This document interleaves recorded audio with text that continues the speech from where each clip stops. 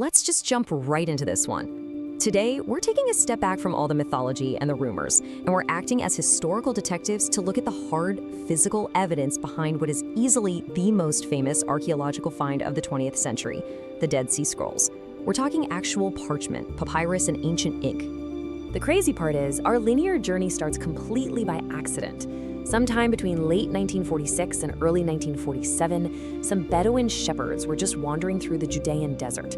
They stumbled on these intact clay jars hidden away in a cave, and inside, ancient, wrapped scrolls. That one accidental find totally upended the academic world and kicked off this massive, frantic archaeological treasure hunt that lasted straight through 1956. And honestly, that frantic search paid off way more than anyone could have guessed. That initial discovery eventually led to the recovery of roughly 950 to 1,000 distinct documents. But just to be clear here, these are not perfectly bound books sitting on a neat little library shelf. Most of them only survived as tiny, highly degraded scraps of animal parchment and papyrus. Imagine the world's oldest, most fragile jigsaw puzzle just scattered across the desert floor. That's what they were dealing with. Now, a really common misconception is that the Dead Sea Scrolls are just a giant pile of ancient Bibles. But when you actually break down what this ancient library contains, it's a super diverse collection. Only about 30% are biblical texts, the stuff that eventually formed the Hebrew Bible. Another 30% are community rules and hymns for a very specific, strict Jewish sect. And the biggest chunk, 40%, is actually just other widely circulated Jewish literature of the time, like Jubilees and First Enoch.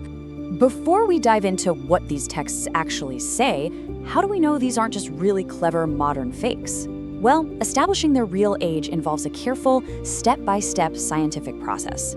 First, experts look at the paleography, basically studying how the ancient Hebrew handwriting evolved, to get a rough time frame. Then they bring in the strict AMS radiocarbon dating to measure carbon-14 decay.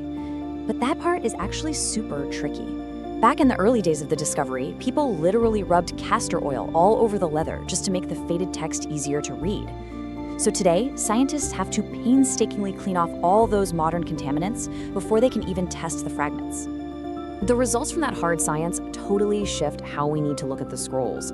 It proves we can't just slap one universal date on the whole collection. Instead, the physical proof shows us this was an organic, evolving library that was curated over hundreds of years. We're looking at texts dating broadly from the 3rd century BC right through the 1st century AD.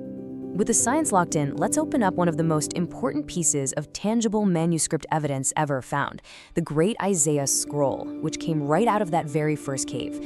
The scale of this thing is absolutely massive. It stretches over 7 meters long, so almost 24 feet, made of 17 separate sheets of parchment all sewn together. Testing puts it right around 125 BC. And the coolest detail? It contains all 66 chapters of the book of Isaiah. But here is where it gets really interesting. While the Isaiah Scroll shows incredible preservation, the wider library at Qumran proves a concept historians call textual plurality. Simply put, this is the material reality that multiple, distinctly different versions of the exact same text existed and circulated side by side back then. There wasn't just one rigidly standardized official version of a book yet.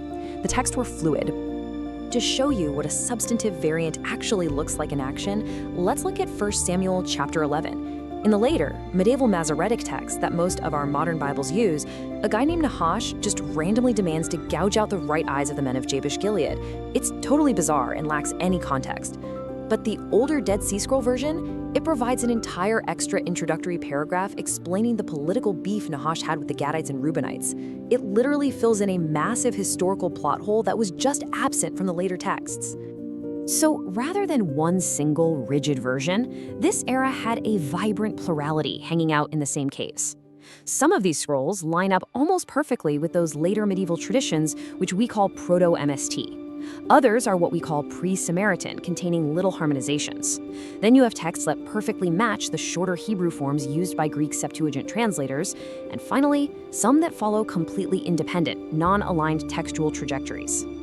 Let's move into our final section and place this incredible library into the broader historical world of 1st century AD Judea. These specific manuscripts reveal some crucial context. We found texts describing a Messiah who heals the wounded and resurrects the dead. There's a manuscript mentioning an eschatological figure literally called the Son of God. And we even see Melchizedek framed as a heavenly high priest.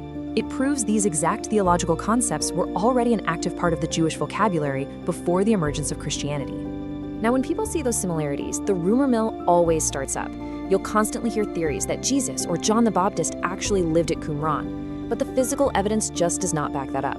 Sure, they shared a cultural matrix, things like ritual water purification, messianic expectations, and communal scripture study, but there is absolutely zero physical proof Jesus was ever there. In reality, the two groups had totally irreconcilable differences in their community structures, their rigid purity rules, and their attitudes towards outsiders. So, having traced this journey from accidental discoveries in desert caves to carbon-14 isotopes, down to the actual complex ink strokes of this library, it leaves us with physical history you can practically touch. And it really makes you wonder, does holding the tangible, messy evidence of textual history change the way you interact with these ancient narratives today? What the fact? Follow for more.